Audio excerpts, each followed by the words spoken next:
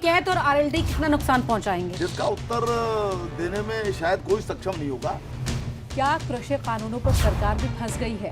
कोई कानून अंतिम कानून नहीं होता है। फ्री की राजनीति काम करेगी यूपी में? चलिए दिल्ली से जरा बाहर निकले, पता चल जाएगा। 22 में मेन फाइट किससे है? बहुत जो है क्या कहूँ बड़ा उनके बारे में, मैं समझता हूँ कि उनके पांव जमीन पर नहीं।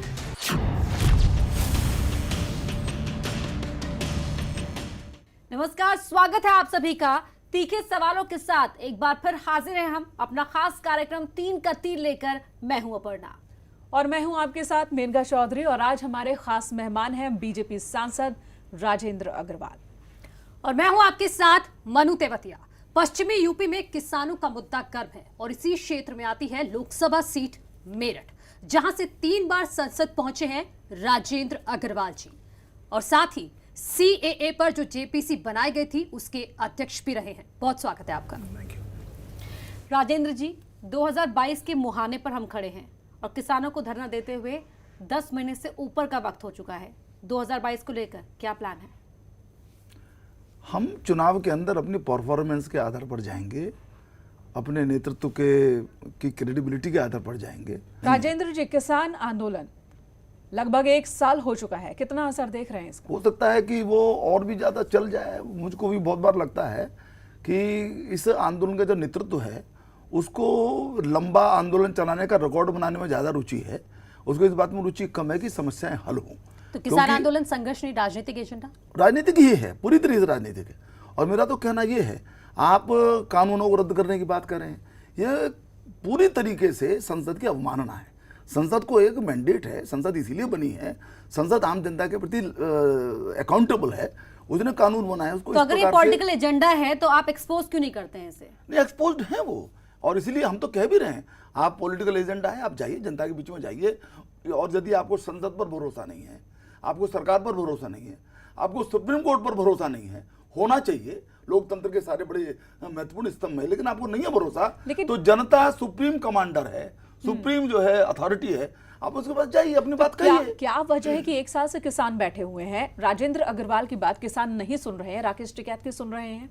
नहीं सुन रहे हैं, ये गलतफहमी है, उनकी कोई बात नहीं सुन रहा है। आप यदि देखेंगे तो उनके द्वारा जो कॉल दी जाती है उसके अंदर बड़ी एक नाम मात्र की उपस्थिति होती है। लेकिन भीड़ नजर आती है कैमरे में? नहीं, भीड़ नजर आती है तब जब राजनीतिक आंदोलन होने के कारण से विभिन्न दल उस भीड़ को इकट्ठा करते हैं।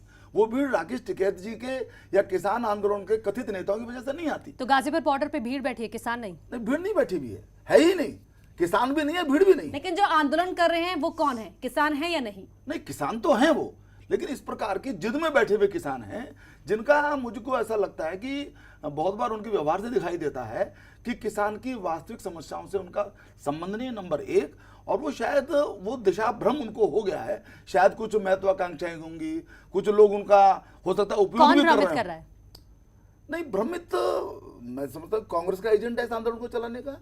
कांग्रेस ने शुरू से कहा, पंजाब से आंदोलन निकल कर गया, लेकिन मैसेज तो एक ऐसा जा रहा, विपक्ष कह रहा है और किसान भी, कि सरकार हमारी बात सुन ही नहीं रही है। जब हम ये कह रहे हैं कि आंदोलन राजनीतिक है तो ये तो होगा ही होगा। लेकिन राकेश टिकैत कह रहे हैं कि बीजेपी के वाले मुझसे अकेले मिलने के लिए बुला रहे हैं, हमसे बात नहीं करना चाहते। नहीं, किसी ने उनको नहीं बुलाया। और राकेश टिकैत जी की पूरी बातों का 11 महीने की बातों का रिकॉर्ड आप देखेंगे तो इस प्रकार की बातें वो निरंतर बोलते रहते हैं, परस्पर विरोधी। राकेश टिकैत किसान है या नेता? नहीं, किसान तो है, पर किसान नेता में उनको नहीं मानता हूं मैं। और मैंने उनको कहा, चुनाव लड़ लीजिए, आप 2 बार चुनाव लड़ चुके हैं, उनकी कितनी पकड़ है, उनकी कितनी पहुंच है, उनकी कितनी मान्यता है। और मैं ऐसा समझता हूं कि उनके जो एक गैर जिम्मेदाराना जो वक्तव्य उनके होते हैं, जिद भरे वक्तव्य होते हैं, वो भी एक कारण है इस आंदोलन की संपूर्ण विश्वसनीयता को कम करने। क्या कृषि कानूनों पर सरकार भी फंस गई है? वो ऐसी गले की हड्डी बन गई जिसे ना निगला जा रहा है ना उगला जा रहा है? नहीं, देखिए, ऐसा नहीं है। कानून बनते हैं, जो एक जनाकांक्षा होती है उसको ध्यान में रख करके कानून बनते हैं। और किसान से संबंधित जो 3 कानून हैं उनके संबंध में पर्याप्त विचार विमर्श विभिन्न फोरम पर हुआ। स्वामीनाथन साहब की कुछ रिकमेंडेशन थी, जो अन्य कमेटियां उनकी रिकमेंडेशन थी, तो उसके बाद वो बनती है। इसके बाद भी कोई कानून अंतिम कानून नहीं होता है, कानून में संशोधन होते रहते हैं। 127 संशोधन तो संविधान के अंदर ही हो चुके हैं। तो हमेशा कोई भी कानून बदल के लिए हमेशा उपलब्ध है। वो आगे क्या होगा? अभी तो होल्ड पर है, वो आगे क्या होगा? इसलिए तो मैं कहता हूँ कि होल्ड पर है, इसलिए काहे को आंदोलन कर रहे हैं भाई? आप जाइए, जनता के बीच में जाइए। आपने किसान सम्मेलन किया, उसके जरिए आप किसानों को समझा पाए? समझा रहे हैं। और बात मैं कह रहा हूं कि उनके कहने से भीड़ इकट्ठी नहीं हो रही है। तो क्या डर है कि पश्चिमी उत्तर प्रदेश में नुकसान हो सकता है, समीकरण बिगड़ सकते हैं? हमें नहीं लगता। अभी लोकसभा का चुनाव हुआ 2019 का, सबने जोर लगाया, पूरी ताकत लगाई, हम तब भी 64 सीटें जीत करके आए।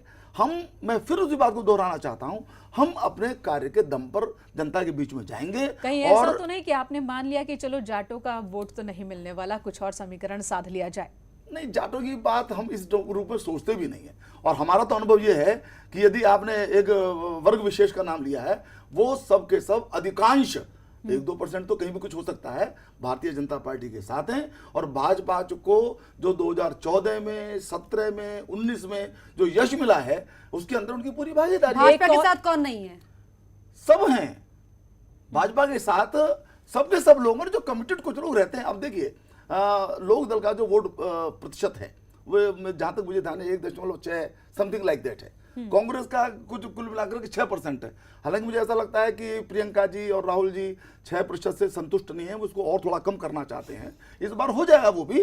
तो ये जो परसेंटेज ऑफ वोट है, इसके कारण से कुछ लोग इकट्ठा करना हमेशा इनके लिए देखिए, बेचैनी तो है, बीजेपी में बेचैनी है। नहीं, कोई बेचैनी नहीं। कैप्टन अमरिंदर सिंह अलग से पार्टी बना रहे हैं, खबर है कि बीजेपी के साथ समर्थन, और लेकिन शर्त यही होगी कि ये जो कृषि कानून है वो अमरिंदर सिंह की प्रॉब्लम है जी, वो बीजेपी की प्रॉब्लम नहीं है। अमरिंदर सिंह हमसे आकर के मिलते हैं, यार कल को राकेश टिकैत मिलते हैं, तो ये उनकी प्रॉब्लम। प्रियंका किसकी प्रॉब्लम है? वो तो कह रही है लड़की कांग्रेस की प्रॉब्लम है। प्रियंका तो कांग्रेस की प्रॉब्लम है। और मैं अब वो जो उन्होंने नारे लगाए हैं, मतलब देखिए, बात असल ये है कि हर जगह कभी भी आप किसी भी क्षेत्र में आप जाएं, आपकी विश्वसनीयता एक होती है। विश्वसनीयता आपके जो वर्षों का जीवन है उससे निर्मित होती है। तो प्रियंका जी क्या विश्वसनीयता है?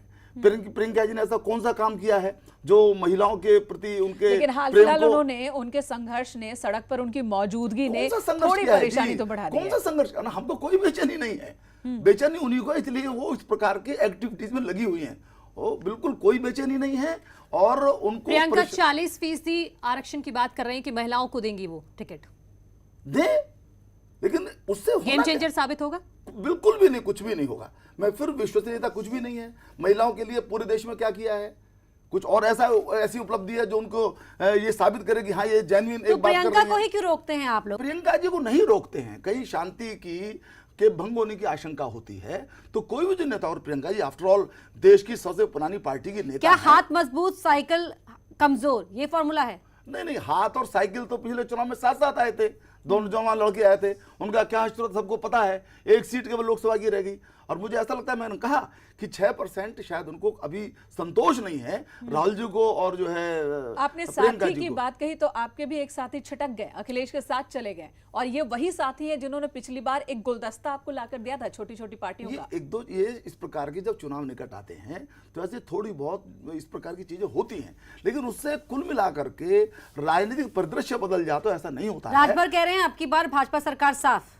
वो पहले भी कुछ क्या कहते रहे हैं।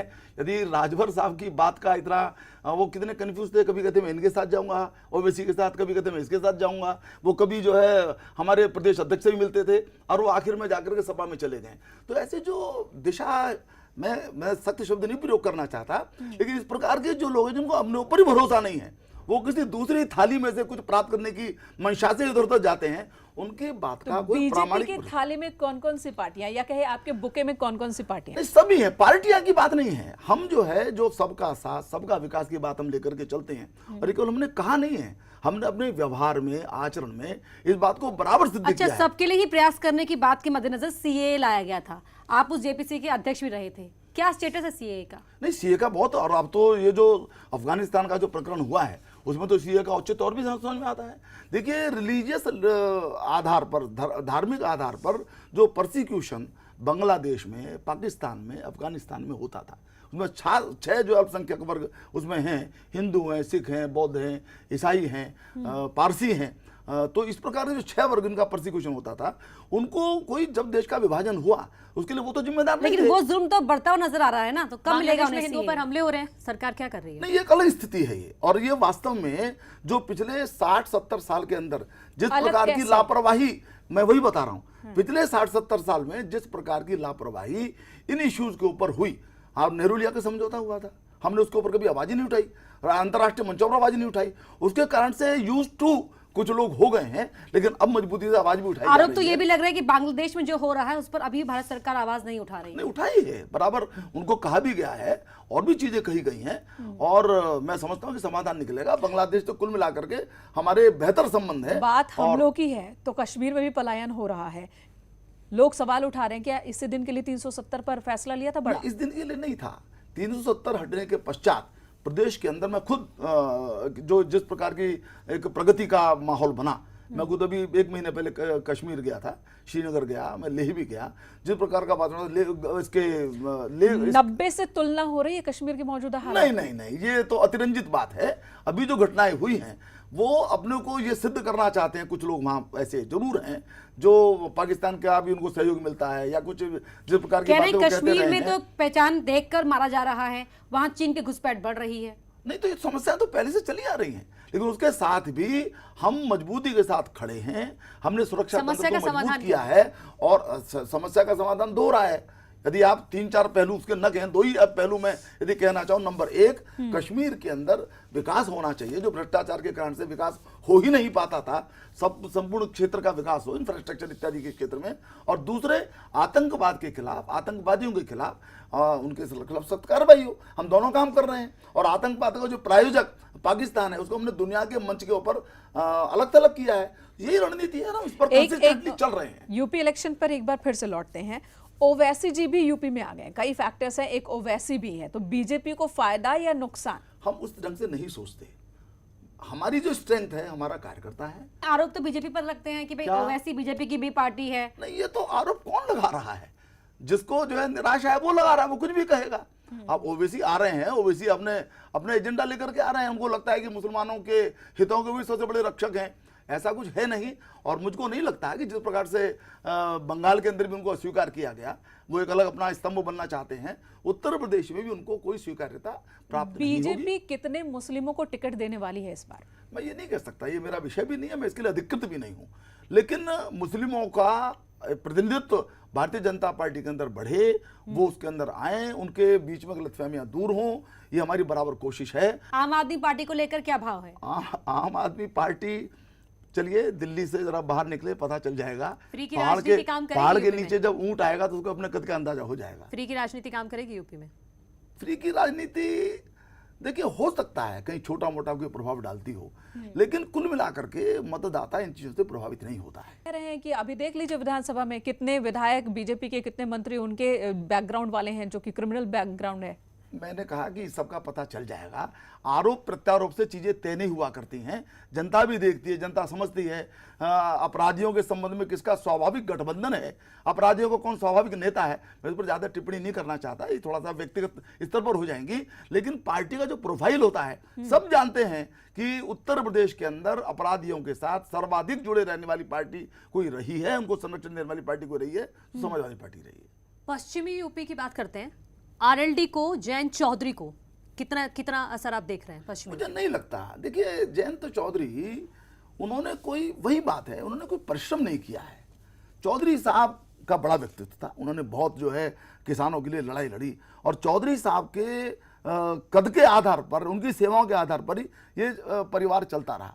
परंतु मुझे अब लगता नहीं है, कोशिश कर रहे हैं वो कि इस किसान आंदोलन में कुछ फायदा उनको हो जाए। कैथ और आरएलडी कितना नुकसान पहुंचाएंगे? मुझे नहीं लगता। मुझे थोड़ा बहुत, देखिए मैं फिर कह रहा हूं, 1.6% तो वोट उनका है, पूरे प्रदेश के अंदर है वो, तो मुझे नहीं लगता है कि उससे कुछ विशेष उनका अंतर आएगा। और फिर 2019 के अंदर सब लोगों ने पूरी जोर आजमाइश की है। अजीत सिंह जी लड़े थे, हमारे जयंत साहब लड़े थे, हार गए। लेकिन तब का मसला अलग था, अब के हालात अलग हैं। जाट नहीं तो खटीक सही, क्या इसी वजह से दिनेश खटीक को मंत्री बना दिया गया? हम देखिए सब वर्गों के प्रतिनिधित्व की बात हम करते हैं, कोशिश करते हैं, परंतु हम जातिवाद के आधार पर राजनीति नहीं तो ये क्यों कहा गया कि ब्राह्मण वर्ग नाराज है? किसने कहा? किसी ने नहीं कहा। विपक्ष लगातार कह रहे हैं। विपक्ष तो कुछ भी कर सकता है, हमने किसी ने नहीं कहा। विपक्ष तो पता नहीं क्या क्या कहेगा, विपक्ष को लगता है कि कैसे भी कहीं से अगर जाति को नहीं देखते तो फिर ऐसा गुलदस्ता क्यों तैयार करते हैं जिसमें सारे जातियों को रखते हैं, और फिर बताते भी हैं कि हमने किस जाति को मंत्री बनाया, कौन से जाति को क्या पद दिया। प्रतिनिधित्व तो हम सबका चाहते हैं, और इसलिए सब जो है ये आखिर जो वंचित वर्ग है, जिसका प्रतिनिधित्व तो क्रमशः बढ़ रहा है, हमने बढ़ाया है, लेकिन वो निरंतर ध्यान में भी सबकी है। भागीदारी हो तो फिर जातिगत जनगणना क्यों नहीं? देखिए, ये अलग विषय है। जातिगत जनगणना के विषय में सबकी एक राय नहीं है, उसके विषय में राजनीतिक दल भी एकमत नहीं है, लेकिन तो भी ये विषय पार्लियामेंट का है, इसके विषय में मैं समझता हूँ वहीं पर चर्चा होनी चाहिए। अच्छा, कोविड में जो काम हुए उस पर आप यूपी सरकार को कितने नंबर देते हैं? 100 में से यदि 200 नंबर दिए जा सकते तो मैं 200 नंबर दूंगा, क्योंकि इतना बड़ा प्रदेश, सबको संभालना, सबको अनाज पहुंचाना, सबका वैक्सीनेशन करवाना और सबकी सुरक्षा की व्यवस्था करना, अभी देखिए बहुत बड़ी बात थी। कोई चिकित्सा सुविधाओं का बहुत बड़ा विस्तार नहीं था, उनको खड़ा करना। ऑक्सीजन की समस्या 10-15 दिन तो सारे देश के अंदर रही, उसको युद्ध स्तर के ऊपर पूरा करना, ऐसे उत्तर प्रदेश ने किया। IIT ने उसके ऊपर अध्ययन माफिया किया। के खिलाफ कार्रवाई पर कितने नंबर योगी सरकार को? माफिया के खिलाफ कार्रवाई पर योगी पूरे सरकार नंबर को देने कितने चाहिए। माफिया आप बताइए ना, आप और आपके भी थाने में कोई माफिया हो, बताइए, योगी जी के पास नाम भेज देंगे, उसके अलावा कार्रवाई हो जाएगी। नंबर? अच्छा, हाथी से डर लग रहा है? हैं? हाथी से डर लग रहा है? कोई डर नहीं लग रहा, हाथी में जान कहाँ है। और हम तो कहते हैं चले लोकतंत्र के अंदर थोड़ा तो वैविध्य होना भी चाहिए। 2022 में मेन फाइट किससे है? मुझको ये ऐसा कठिन सवाल है जिसका उत्तर देने में शायद कोई सक्षम नहीं होगा सिवाय अखिलेश जी के और मायावती जी के। मुझे नहीं लगता, वो बहुत पीछे हैं, उनको बहुत मेहनत करनी पड़ेगी। राजेंद्र जी, अब बढ़ते हैं हमारे अगले राउंड की ओर, समापन की ओर बढ़ रहे हैं हम। रैपिड राउंड फायर, यहाँ पर हम एक नाम लेंगे और आपके दिमाग में जो पहला ख्याल आएगा उसे आपको बोलना है। तैयार हैं? राकेश टिकैत। क्या कहूँ बड़ा उनके बारे में, मैं समझता हूँ कि उनके पांव जमीन पर नहीं है। प्रियंका गांधी। थोड़ा मेहनत करें, केवल ट्वीट करने से, कहीं पर कुछ फोटो खिंचाने से, एक कृत्रिम रूप से झाड़ू लगाने से जनता के से संवाद नहीं हो सकता। अखिलेश यादव। बहुत जो है क्वारंटाइन रहे, कहीं पर वो वैक्सीन तक का विरोध करने लगे, अब मैदान में उतरे हैं। लोगों को पता है कि उनका साथी, जनता को पता है कि उनका कौन साथी है कौन साथी नहीं है। अखिलेश जी उत्तर प्रदेश की जनता के साथी नहीं। योगी आदित्यनाथ। अद्भुत हैं, कर्मयोगी हैं, उनसे अधिक परिश्रम करने वाला मुख्यमंत्री, उनसे अधिक प्रामाणिक मुख्यमंत्री आज तक उत्तर प्रदेश में नहीं हुआ। और उनकी कार्य पद्धति का परिणाम है कि आज बीमारू राज्य देश के प्रमुख राज्यों में, उन्नतशील राज्यों के अंदर गिनती उनकी होती है। जयंत चौधरी। जयंत चौधरी विरासत के दम पर खड़े हैं और कुछ उनकी कोशिश है कि उसका लाभ मिल जाए, पर मुझे लगता नहीं कि उनको उसका लाभ मिल पाएगा। मायावती। बहुत बड़ा अवसर मायावती को इतिहास ने दिया था, जिसका उन्होंने उपयोग नहीं किया। उनको जो हीरे मिले थे परंपरा के, बेच बाज करके पैसे अपने घर में भर लिए उन्होंने। ओवैसी। उत्तर प्रदेश की दृष्टि से वो प्रासंगिक नहीं है। प्रधानमंत्री नरेंद्र मोदी। अद्भुत, दुनिया का ऐसा श्रेष्ठतम राजनेता जिसको दुनिया स्वीकार करती है, और हम बड़े भाग्यशाली हैं। मैं भाजपा के नाते नहीं कह रहा हूँ, 7.5 साल के अंदर जो चित्र परिवर्तन हुआ है घरेलू मोर्चे के ऊपर भी और दुनिया के मोर्चे के ऊपर भी, वो अद्भुत है। वास्तव में ऐसा प्रधानमंत्री प्रभु का वरदान है जो हमको प्राप्त हुआ है। बहुत शुक्रिया राजेंद्र अग्रवाल जी, आपने समय निकाला और हमारे तीखे सवालों का ईमानदारी के साथ सामना किया। और इसी के साथ आज 3 के तीर में इतना ही। लेकिन अगले हफ्ते फिर होगी मुलाकात एक नए मेहमान के साथ। तब तक के लिए नमस्कार।